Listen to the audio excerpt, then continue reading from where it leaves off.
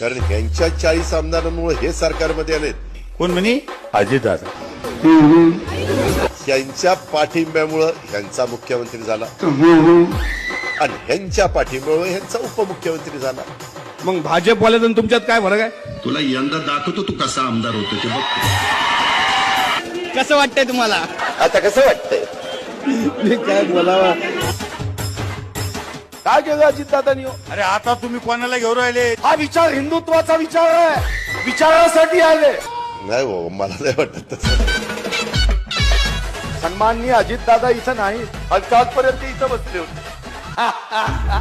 अरे आम्ही 35 वर्ष झेंडे लावले.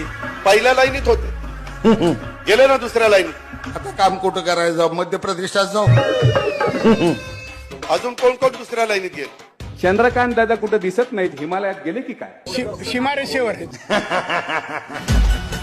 ही मोठी लोक कधी एकत्र येतील कळणार पण नाही. हे कान खोलून ऐका बगल बच्चांनो. शिवसेनेच्या आमदारांनी राष्ट्रवादीत यावं आणि मग तुम्हाला वाटलं आता मंत्रिमंडळाचा विस्तार होतो की तिकडे जायचं.